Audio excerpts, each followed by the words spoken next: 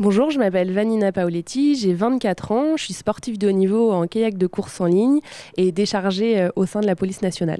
J'ai la chance d'être en Guadeloupe pour m'entraîner ici, ça fait déjà 2 semaines qu'on est là. Il nous reste une semaine et du coup on a la chance de s'entraîner dans ces super conditions. On est sur la base Yves Dolmar pour faire du kayak et après on est au CREPS pour tout ce qui est vie globale et toute la préparation physique générale. La préparation, elle est à peu près à 50-50 actuellement. On est beaucoup sur l'eau, on profite de super conditions de la Guadeloupe pour pouvoir s'entraîner à fond en kayak. Et après, on fait beaucoup de musculation, on fait de la natation, de la course à pied. On profite aussi de l'île pour faire de la randonnée. Enfin, on est sur plein de supports différents actuellement. Je pense que la motivation, on l'appuise dans notre histoire personnelle et aussi dans les envies et le rêve olympique qu'on a. Du coup, c'est sûr que c'est des choses qu'on travaille après au quotidien, que ce soit physique mais aussi psychologique. C'est un travail qu'on fait de plus en plus en sport de haut niveau en se faisant accompagner. Et voilà. Il y a un calendrier. La prochaine étape, c'est de partir au ski. Donc, je vais avoir un sacré choc thermique en rentrant. Et on va enchaîner sur toute une préparation. On est en altitude à Font-Romeu en janvier. Et puis, les compétitions reprennent à partir d'avril. Mon niveau actuellement, il est international. J'ai terminé 7e au dernier championnat du monde. En monoplace 200 mètres. Et voilà, donc maintenant, l'objectif, c'est la préparation pour les Jeux de Paris 2024. D'abord, les championnats du monde qui vont nous servir de support pour les quotas olympiques en 2023. Et puis après, la médaille olympique, c'est le Graal ultime.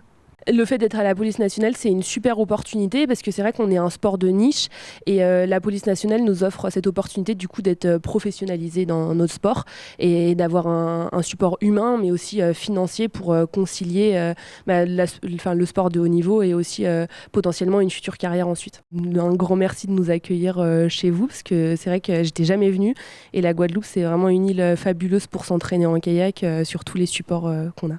Alors écoutez, on a été effectivement informé qu'une délégation était sur notre île pour s'entraîner.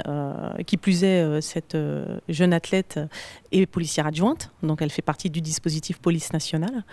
Et dans ce cadre, toutes disciplines confondues d'ailleurs, il est vrai que souvent les athlètes viennent ici. Alors ça serait réducteur de ne parler que du climat, même s'il a été prouvé qu'effectivement, sous des températures plus clémentes, on faisait plus de performances. Mais il y a aussi tout un système d'infrastructures qui font que les athlètes de métropole privilégient les îles, et particulièrement la Guadeloupe, pour venir s'entraîner. On peut citer le CREPS, qui est quand même très réputé. Et puis au-delà de ça, il y a effectivement un environnement, un climat verdoyant qui est propice aux entraînements. Et il y a des infrastructures qui sont belles et propices à l'entraînement. Et puis surtout, et j'ai envie de dire que les habitants de l'île portent les athlètes. Ils sont dynamiques et ils sont toujours prompts à encourager les efforts et à porter haut et fort les athlètes qui peuvent représenter la France, tout simplement.